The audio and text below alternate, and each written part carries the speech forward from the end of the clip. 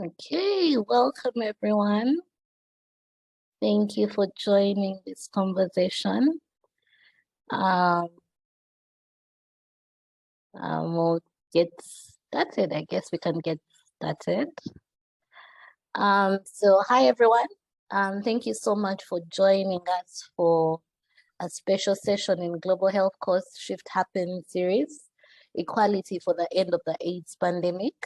I am Anita Namuyaba, GHC's Community Impact Manager for Eastern Africa, and I'm really excited for today's conversation with our exceptional panelists and moderator. The World AIDS Day for 2022 was marked under the theme Equalize. This is a call to action to prompt all of us to work for the proven practical actions needed to address the inequalities and help end the AIDS pandemic. In commemoration of this important day, we will be delving into this theme to discuss the inequalities that persist in the fight to end the AIDS pandemic, the strides being taken to tackle these inequalities, the population groups most affected by the pandemic, the support systems in place to support them, and the impact of the COVID-19 pandemic on the AIDS pandemic. It's my honor to introduce our moderator today, Brian Ahimbisibwe. Brian was a fellow in 2019-2020 in Uganda and placed at IntraHealth International as a quality improvement officer. Brian is a public health specialist and a researcher. He has over 15 years experience as a recipient of HIV programming services and over 7 years as a practitioner in adolescent HIV programming.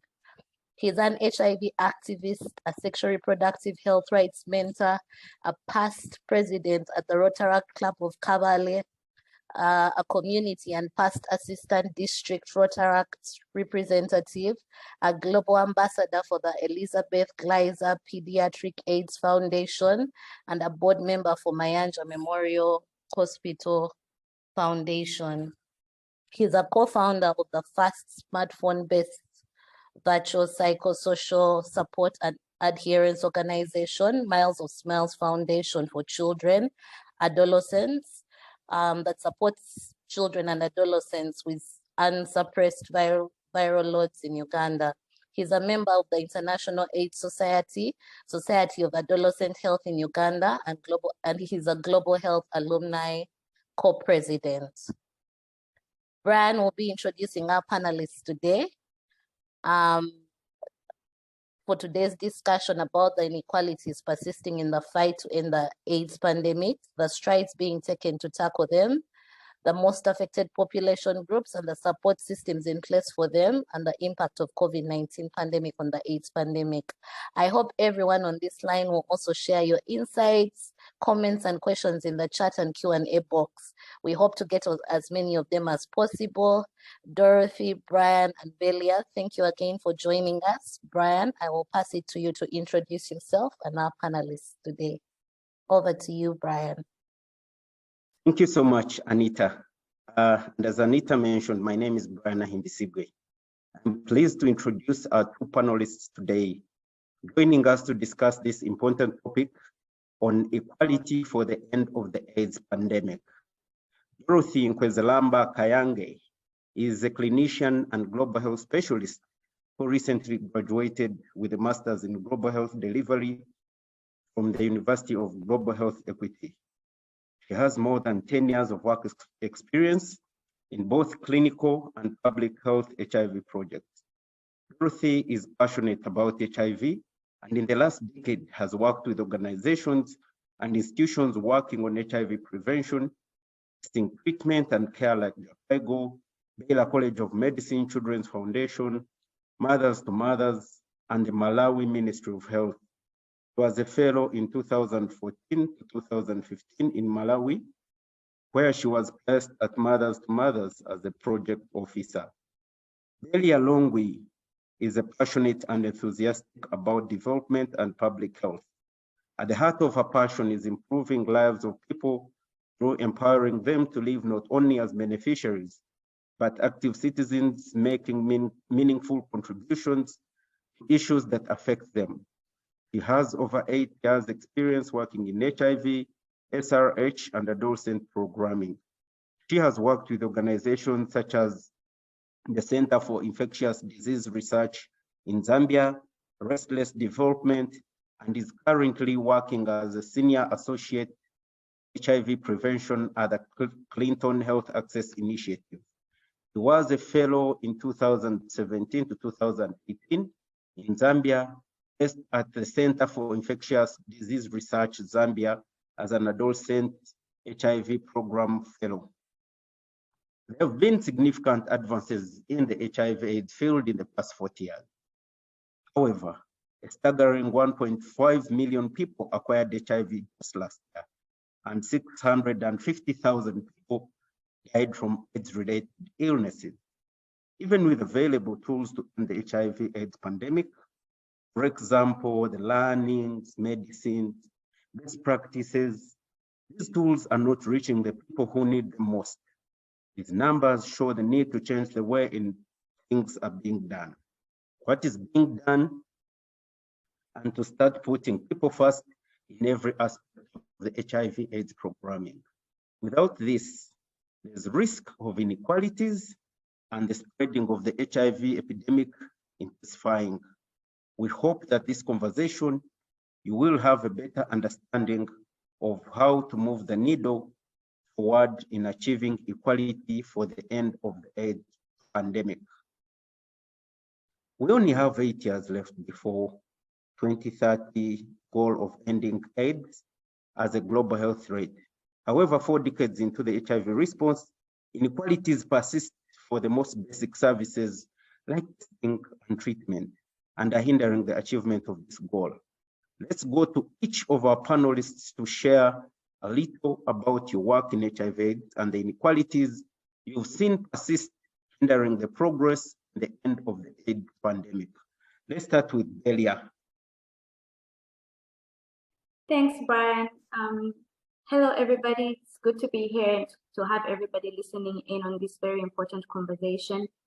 Like was mentioned, my name is Belia, and I was a fellow 2017-2018, and I'm currently working for Clinton Health Access Initiative as a senior associate under the HIV prevention program. So I've been working in this line of work for a while now, and I think even as we're talking about certain inequalities and disparities that exist, I think to start with, when we look at the pandemic itself, it does have a skew towards neighborhoods, towards countries that are, we can call them low-income countries. So I think one of the ways in which we can identify some of the places where HIV is currently being transmitted or where high rates are is obviously in countries, communities, and neighborhoods where there is low income. So we can see that there's already an income disparity there, because you're most likely to see it among people who do not have, or who are not economically empowered, if I can say it in that way. Then we've also seen most recently that there has been a spike in the adolescent population.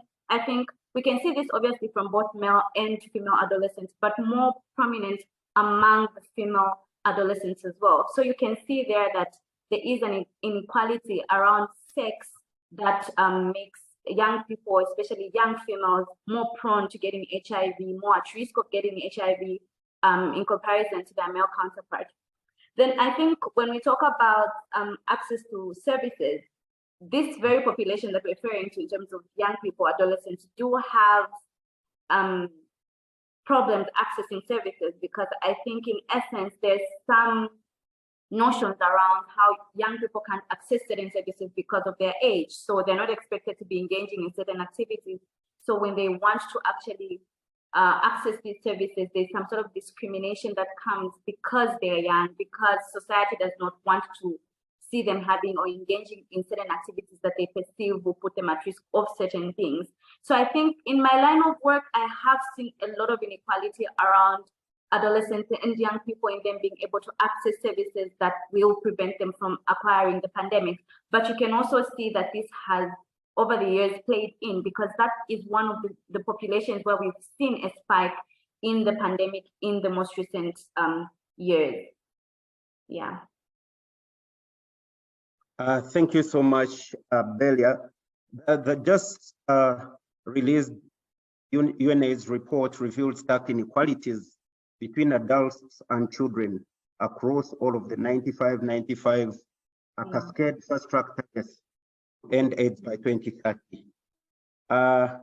Would you want to elaborate a little more about the inequalities of children who are tested for HIV at 59% compared to the adult counterparts who are at 86%, the children living with HIV who gained access to treatment who are at 52% compared to their adult counterparts who are at 76%, and so many more inequalities that have hindered progress in getting us to the end of the AIDS pandemic by 2030. So I feel like when we're talking about the 95 now, children and adolescents have been a population that I feel only became a priority most recently. So even in terms of getting services to them, even in terms of getting HIV testing down to them, I think that is something that is we're still trying to figure out a lot.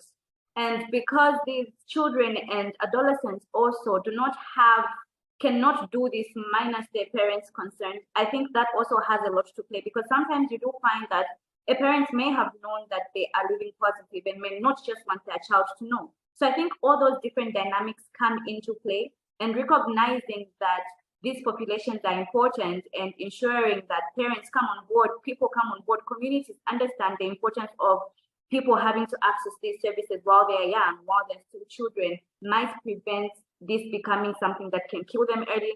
I think such conversations become important, but the fact that their ability to test for these things or access these services might need parental consent, I think is one of those things that really needs to be looked at to facilitate testing, to facilitate access to certain services beyond testing once these children and adolescents are able to find out if they're positive or not. Thank you, Belia. I agree with you that the limitations of children and adolescents having to depend on their parents for consent to access some of the HIV services is continuously a hindrance to achieving the 2030 goals. Dorothy, with your experience in both clinical and public health HIV/AIDS projects, kindly share more of your thoughts on what you think is getting into our way of achieving the pandemic end by 2030. Thank you, Brian. Hi, everyone. My name is Dorothy Mkwezamba. I'm from Malawi.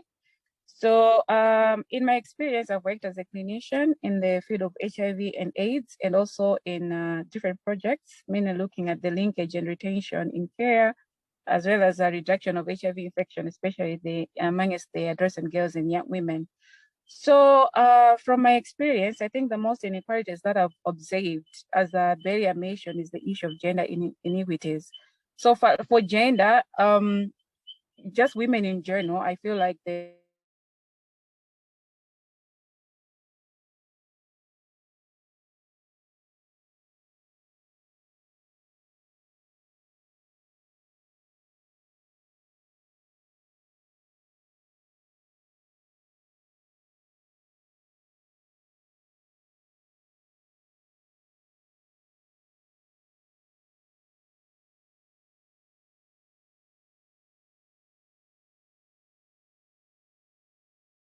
if we put services in place that are very suitable, like for the key population, let's involve fellow key population people so that they're free and comfortable to go and access services without being judged.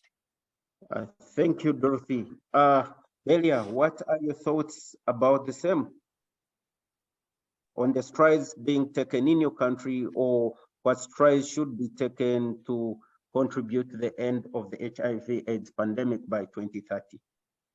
So for me, I feel like when we're looking at HIV, we need to start looking at it from a holistic perspective. So even in terms of programming, beyond just looking at HIV as a disease, we need to look at certain things that enable it. So I think we've all talked about certain disparities that exist in terms of income, in terms of sex. So our programming, I feel like, should respond to these things. So beyond just looking at testing and linking someone to services, for the ones that aren't positive as at yet, how do we ensure that programs that are being provided at community level are responding to certain things that are innate in the community that can dispose them to HIV? So if we're looking at adolescent girls and young women, for example, is there a way that in our program we can ensure that there's empowerment components? Is there a way that in our programming we can ensure that there's referral services? For example, if someone is not positive, it shouldn't just end at the fact that they're negative. Can we link them to services? Can we link them to information that can ensure that they do stay negative? And then as well, I did mention that in my country, for example, adolescents do find it difficult to access services because of age of consent for certain services. So one of the things that Zambia is currently doing is relooking what age of consent looks like for certain services. So obviously, as at now, it's not like they will access everything, but they've categorized certain services according to certain ages that they feel this person would be ready to access certain services. And that conversation obviously is still ongoing, but it's currently sitting in the Parliament of Zambia, and these are conversations that are still ongoing.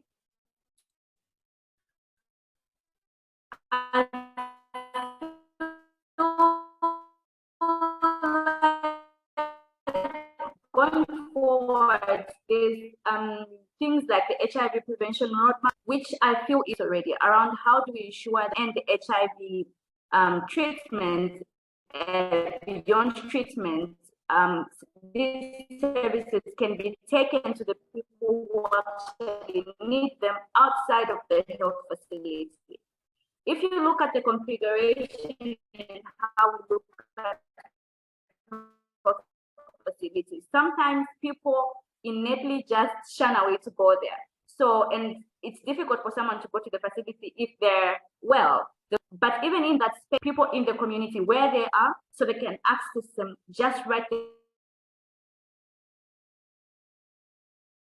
from the community.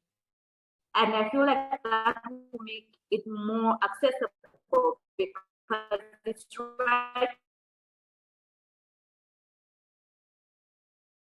the person, the lecture with patients as well. I think that's one of the mechanisms that can be used to take these services where they are found. Thank you for sharing, Belia. I agree with you. I've been at the forefront of and other programs that tackle just beyond the clinic and people getting prevention services or just getting medication, but also addressing their structural, cultural, economic barriers that get into their way of contributing to the end of the AIDS pandemic. Thank you, Belia. Research shows that only 1 in 3 key populations who are particularly vulnerable to HIV have regular access to HIV prevention services, and they still face significant structural barriers, including criminalization, like Dorothy put it out in her country, discrimination and stigma. This significantly impacts the health, lives and well-being of people living with HIV with or at risk of HIV, especially key populations. Who is most vulnerable to discrimination and stigma, and what makes them most vulnerable? Earlier, from this background, who do you think is the most vulnerable to discrimination and stigma, and why do you think they're the most vulnerable? To start with, I think some of the people who are stigmatized and discriminated against are people who are actually living with HIV. I think that's also a population that we should recognize, that discrimination and stigma still happens within communities, because obviously there is still certain myths and misconceptions about HIV that, you know, we need to deal with and are still being dealt with. Then I also feel among the key populations, we can obviously think around sex workers, we can obviously think around prisoners. I think those are some of the people who also are discriminated against. And some of that is basically because of how society perceives some of what they engage in to get a living. But for prisoners, you could also see that it's because of where they are. How the prison space is made did not respond to some of these things, and some of these things were not thought about. I could give an example for Zambia. One of the organizations I worked for, Center for Infectious Disease Research, actually recognized that some of the rates in prisons is much, much higher in terms of HIV prevalence in comparison to even the general public. So they made sure that getting services to people who are incarcerated is a priority. And I think this is still something that they are fighting towards, getting spaces for young people who are incarcerated in prison for them to access student preventative services, but even for those that are positive, to be able to access medication, to be able to access different services that will ensure that they live positively. Then, as I also earlier mentioned, I did talk about a priority population of adolescents and young women. And I think we've discussed that a bit more in detail regarding age, regarding how certain their sex, sometimes females makes them more at risk of acquiring HIV in comparison to their male counterparts. Thank you, Belia. Dorothy, what are your thoughts?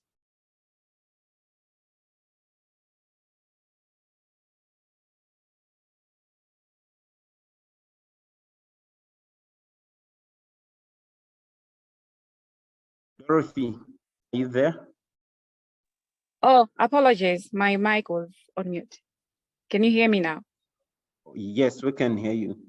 Okay, so I was talking about the key populations and how vulnerable they are to stigma and discrimination because of the legal barriers that are there, and that like they are more likely to be criminalized because of their maybe sexual orientation and everything. So I feel like because of that, their access to services, it's very limited. But even that, it doesn't stop them from being engaging in risky behaviors. So if you can work more with the key population, because this is one of the most vulnerable populations. Can you hear me? Yes, Dorothy, thank you. Belia, what support systems are in place in your country or should be in place to protect these vulnerable groups from discrimination? And I can't agree more that these populations go through imaginable situations of discrimination and inequality, ranging from their workplaces, from schools, from their communities.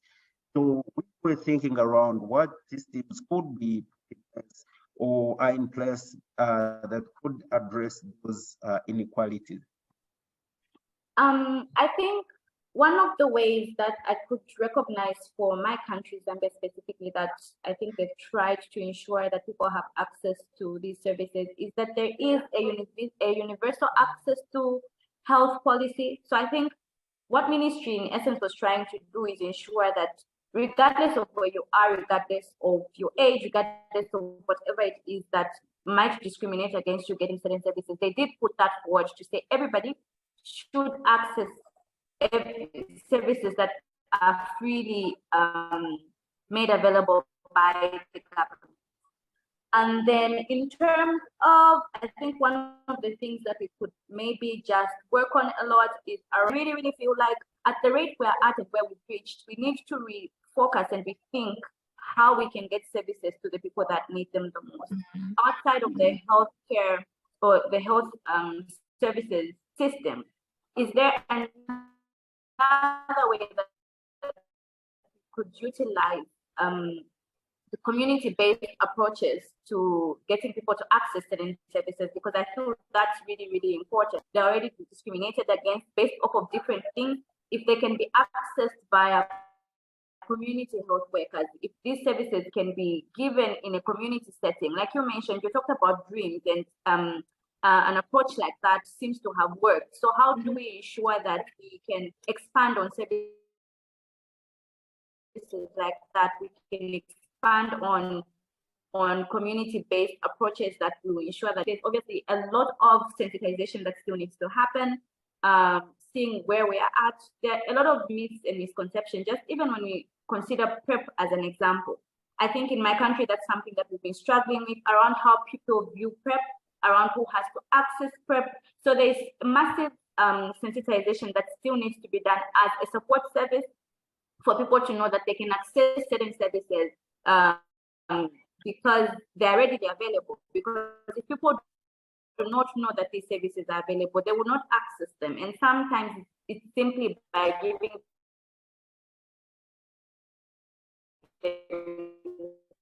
information that you will empower them to come and access towards 2030 in terms of ending the pandemic.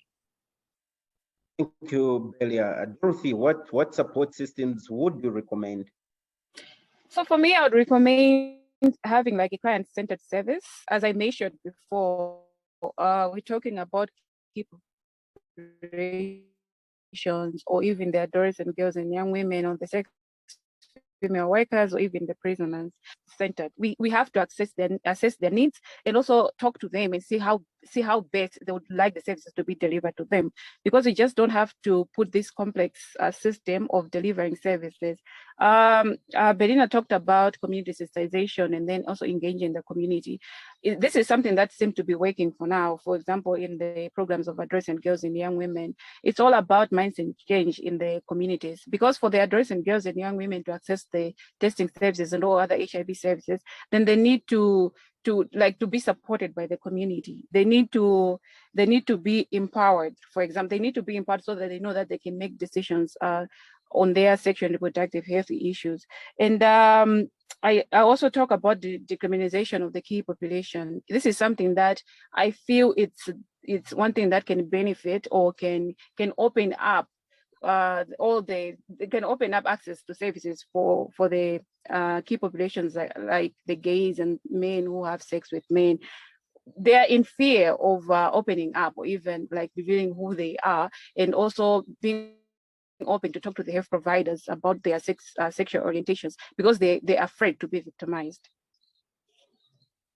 Thank you, Dorothy. And I agree with both of you about the mindset change, about creating awareness, not only just giving services, but having communities know that these services are available. Just 2 weeks ago, we were conducting community leaders, psychosocial support literacy trainings, and part of the curriculum included the basics about HIV, the basics about care and treatment.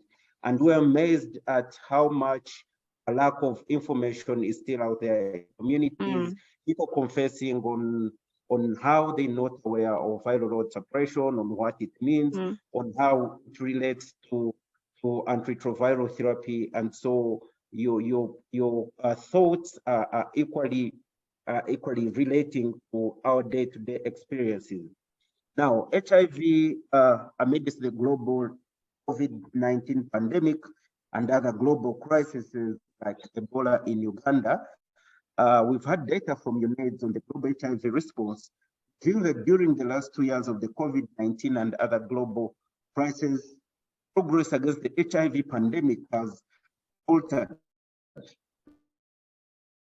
Resources have shrunk, millions of lives are at risk as a result. How has the COVID-19 pandemic and other global crises affected the funding and prioritization of the end of the AIDS pandemic? Earlier, how has this affected the funding, and what and where the priority for the end of AIDS pandemic should be?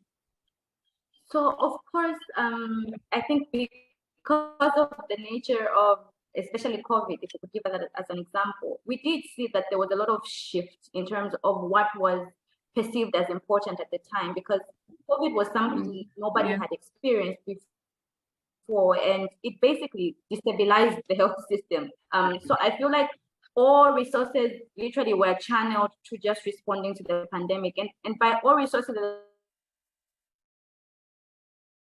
I don't even just mean financial, but even in terms of human resources. We could see most of the healthcare workers being prioritized to respond to the pandemic at the time, because lives were being lost at the time, because it was an imminent threat at the time. But we did see that diverted a lot of resources away from HIV to just focus on dealing with the pandemic at the time. And I think there's there was a lot of competing priorities. This is something that we still even see even post-COVID, because some of the programs that used to happen pre-COVID were put in the backspace and COVID was being dealt with. So now that we are in the post-pandemic era, we do see that there's now some sort of competing priorities, even in terms of ministries of health and what they're dealing with, right? I was in the field most recently, and you could see that there was campaigns that were going on polio for kids, as an example, and then you still needed to do campaigns around voluntary male circumcision. So you could still see that there's some competing priorities that the healthcare system is still trying to deal with. And then even before COVID, I would say that the HIV funding had dwindled, especially in terms of prevention. I think we do have a lot of focus around treatment itself, and a lot of funding going around procuring treatment, medications and everything. But there was quite a significant drop in terms of prevention funding that was coming on board. And now more than ever, I think it's like trying to equalize. Treatment is important, but also seeing where the of prevention comes in, because we do want to fight the pandemic. So we do have to put in preventative measures to ensure that people do not, or the people are stopped from acquiring the infection early on. Yeah. Thank you, Belia. And in comparison, a global pandemic, we all know how fast it has been to get COVID-19 vaccines. But we equally agree that it's taking forever for us to get the HIV vaccine or maybe treatment that is definite. And so these pandemics equally present inequalities in the end, to the end of the AIDS pandemic. Dorothy, what is your perspective about this? So the COVID-19 affected the AIDS pandemic in terms of funding, as Beria mentioned. As a Global South, we depend much on the donor funding. And if you remember, most of the developed countries were hit badly with COVID, and their focus kind of shifted from other health priorities to COVID.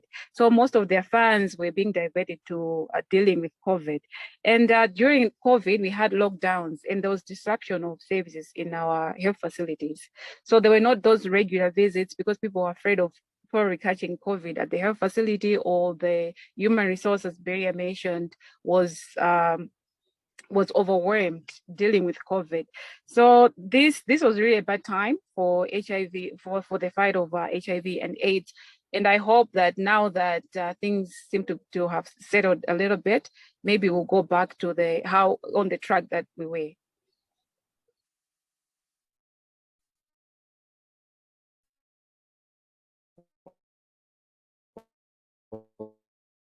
Well, thank you, Dorothy. In funding, in capacity building, in human resources, a key global priority to ensure that it's ending by the target year 2030. We're just a few countable years away.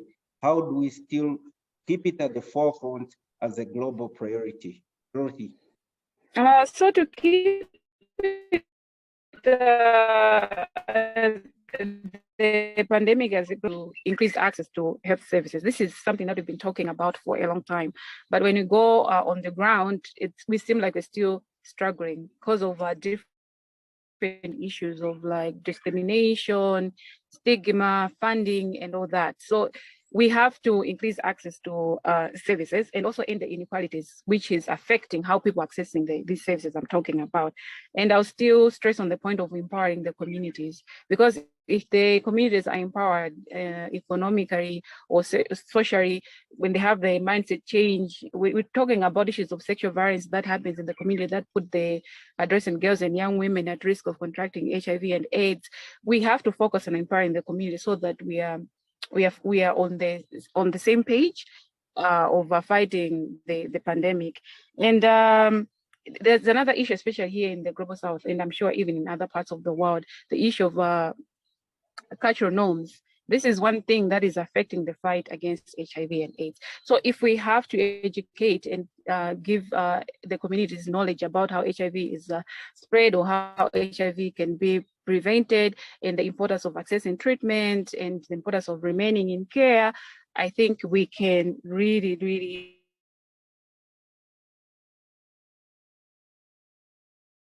keep the pandemic.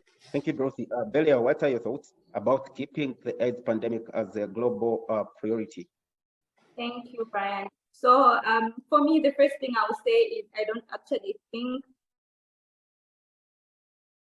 by 2030 we'll end this pandemic. So I think we should actually just start from recognizing that the efforts that have been put in so far may have not gotten us the results we wanted, and partly because of our programming, but also the pandemic, I think, did a lot, like we've mentioned. So we have seen that the spike in the pandemic, especially during the same time that we had COVID, the numbers, I think, will be alarming. Zambia just did finish doing its fear study, so I think we're looking forward to seeing some of the interesting numbers that will come out from there. So I think one of the first things is just recognizing that we want to end the pandemic by 2030, because there is still a lot that could be done in that front. Then secondly, I think recognizing that HIV in itself is interconnected to other facets of different systems. It just is not a standalone thing, because it does affect different other parts of our society. It affects people socially, it affects people economically. So being able to recognize the burden that it has and how it will affect other systems that operate within our countries or our global systems in itself, I think recognizing that will put it back as a priority, because once we start to sort it out, there will then be able to have, there will be like a ripple effect that will be seen in terms of how other facets of society will be performing. Then I also think, like Dorothy mentioned, reprogramming really needs to happen around how we deliver services. I have been talking a lot about how a community-centered approach is really important, which I think Dorothy also touched on. So I think recognizing that there's a lot of social behavioral change programming that also needs to be put across, especially in terms of prevention, especially in terms of treatment itself, because we do have people who get on treatment but do not adhere to medication. So I think there's still a lot of social behavioral change programming that needs to be put as being a priority in our HIV programming space as well. Then holistic programming also as a response, because we do see that, for example, someone who's not well educated will most likely be prone to getting HIV in comparison to their counterpart. So I think looking at it from education perspective, economic empowerment, social change, being able to look at certain norms and certain cultural things, and how do we utilize systems like that to strengthen us. I know, for example, when we're looking at tradition, we're always looking at it in the negative perspective, saying, oh no, tradition is always a hindrance. But there's parts of that that can actually be used as a way to sort of be protective around certain populations, like adolescents, for example. They don't exist on their own. They exist in a community which is filled with parents, traditional leaders, religious leaders. So how do we bring everybody on board to recognize the role that they have to play in ending the pandemic? I think are some of the ways that we could put this back as a priority for communities, for countries to view it globally, for people to recognize that this is still a fight that requires everybody to be on board. Thank you so much, Belly and Dorothy. And I equally think, like the other pandemics like COVID have leveraged on lessons from HIV, it could also be vice versa. The global HIV response could leverage on lessons learned from the response in pandemics like COVID, in speeding up or catalyzing responses aimed at getting vaccines and treatment and funding and prioritization to have this at the forefront of the global response. Thank you. I want to know if we have a few questions from the audience. If there are a few questions from the audience, feel free to ask, or any contributions from the audience.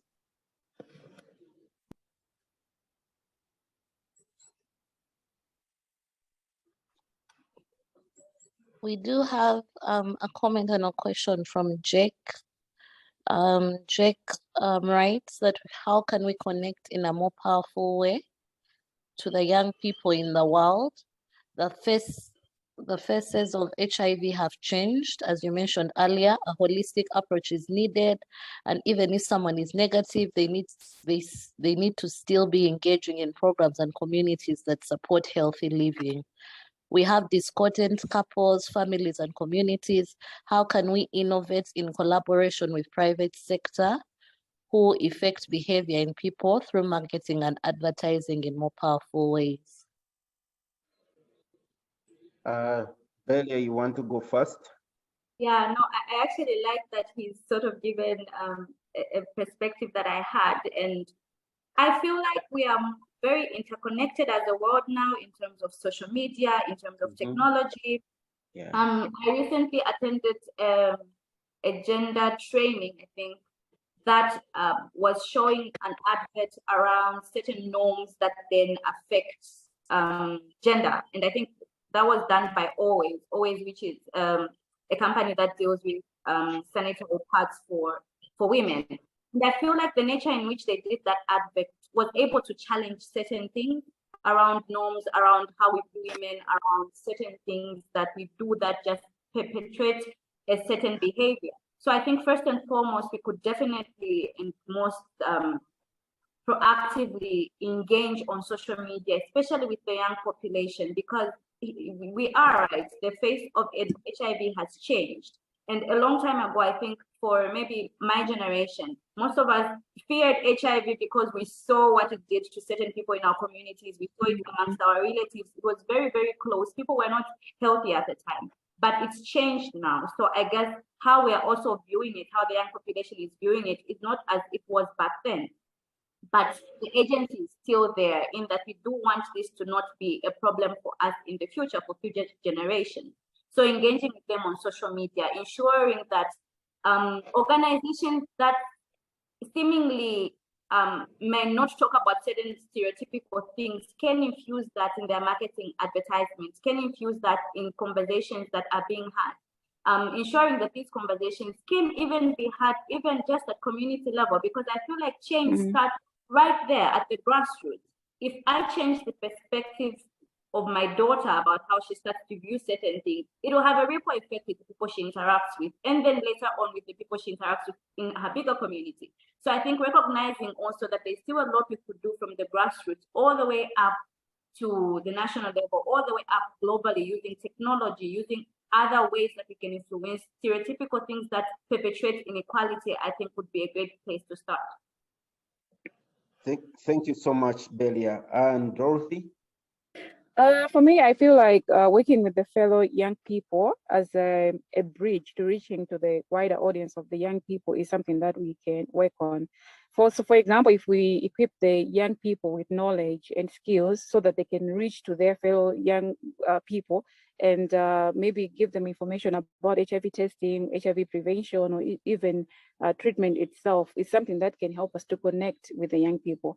Because peer-to-peer has proved to work. If we go there, they look at us as people from the programs, these like service providers, we are older than them, we can't relate on certain issues. But if us impart the knowledge or the skills to some young people, and then they relate the message to their fellow peers, I think that's something that can help us to connect with the young people, and then also help them to prevent HIV, AIDS, and all other related diseases. Thank you, Dorothy and Belia. And I'll equally add the voice to your thoughts as well about the innovations. When we started the Mars of Smiles Foundation Uganda as a virtual psychosocial support platform, we realized young people were spending so much time on social media, on WhatsApp, on Facebook, on Instagram, and we were thinking, how can we leverage on this? How can we get into our messages passed on, but without interrupting the cool, fancy, nice way that young people would want to relate with?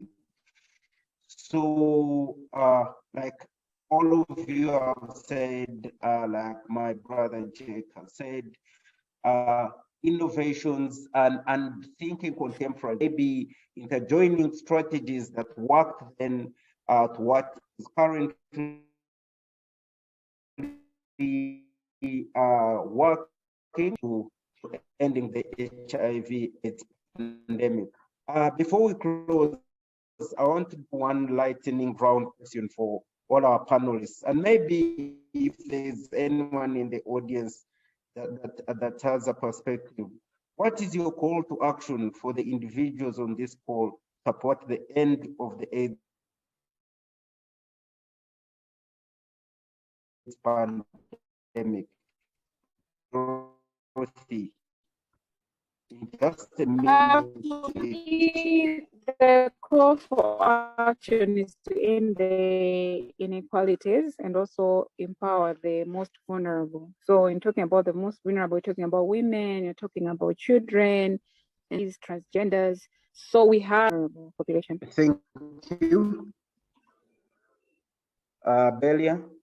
I think for me, my call to action is just to remind everybody that we are still living with the pandemic. And in terms of effort, it will require us to be very cautious about the role that we can play as individuals, starting from us as insignificant parts in ending the pandemic. And sometimes even the things that you think will not be of help, even you just talking to a person right next to you, reminding them about ways they could be safe, reminding them about ways they could live positively, will still impact, has a ripple effect that is still valuable in this fight against the pandemic. And I think just being able to reprogram whatever we're doing in whatever spaces we're doing, it's rethinking and saying, how do we still ensure that HIV is still a priority in whatever it is that I'm doing as a healthcare provider, as a programmer, as an analyst, whatever work it is that you're doing, how do you ensure that your voice is heard about this, and how do you impact the people that you came from where you're at? Before we even look at this from a global perspective, I think it's just us being able to introspect and to be able to see that we have power that can then ensure that we make a contribution towards ending. For me, to reference the UN reports between adults and children, like I had mentioned before, there's a huge difference in children and adolescents that have been tested for HIV. There's a huge difference in children and adults that have accessed treatment. Very hard to imagine that only 52% of children living with HIV gained access to treatment, and most importantly, to imagine that a meager 41% of children living with HIV have achieved viral load suppression, which is key in preventing a transmission. Is very disheartening for me. So my call to action for this would be for us to end HIV/AIDS inequalities. It has to start with children and adolescents. I mean, they are the now generation, and if we don't focus on children and adolescents, then we'll have a way to go in trying to address all these inequalities that we are all looking up to. So thank you, everyone. Back to you, Anita. Thank you. We do have time for one last question. So I'd like maybe the audience, if we can just take one last Q&A question before we wrap this up. So if you have a question, please feel free to come off mute and ask.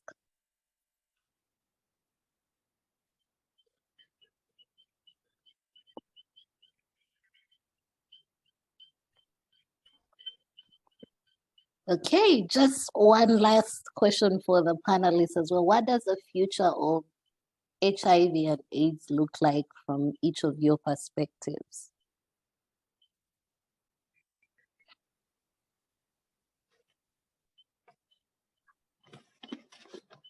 I think there is still a lot of hope around us ending the pandemic. I think we've made strides already that, you know, have moved us to a different space from where we're coming from.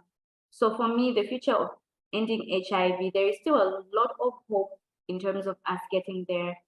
And I think this will obviously call for a lot of rethinking around certain things, using certain things that influence people in a different way. I think Jack made a comment in the box around, do we think engaging social media influencers, mass media has a lot to play around this as well, because weird enough, if you look at, let me give an example of a romantic comedy, for example. Every time that people are about to have sex, it's very rare that you see someone pulling out a condom and saying, oh, let's use a condom. But we realize that if something like that was put in a movie, it would sit with somebody else at home and say, oh, okay, so this condom stuff is actually important. So I think it's really us relooking certain ways that we could get the message out there, thinking about things outside of the box, seeking out places that we could utilize that are influential, that people are, you know, engaging in more, using certain brands, having people come on board in different ways,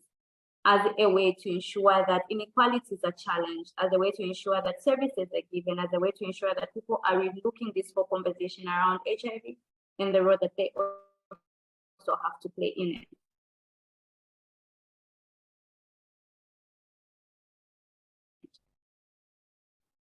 Yeah, thank you, Belia. In my perspective, if we could leverage on with concerted efforts, like what the panelists have said, with cultural leaders brought on board in the African perspective, cultural leaders play a very important role, but also in the young people, these icons and celebrities and movie stars also play a critical role in getting us to pass messages that are tailored at social communication, behavior change, and many others.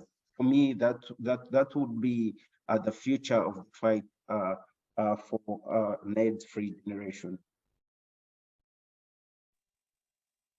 For me, the future of fighting HIV, I will still talk about communities, because I think that's where everything starts from. So the community leaders, the parents, they have to be empowered, as I mentioned. We have to encourage, let's say, positive parenting, so that when the parents, they know the kind of message that they can send to their children, then it will be easier for us to fight the pandemic. Because when children hear from their parents, or when the children hear from their peers, or when they hear from their community leaders, it's easier for them to follow. They'll think this is the new norm.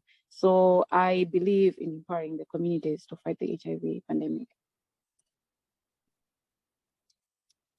That's so true, Dorothy. Peer-led programming has proved to be a very key stepping stone in addressing inequalities. Thank you.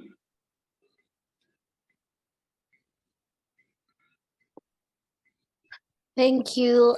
That's all the time we have for today, but thank you so much to our panelists. This has been an excellent and informative session.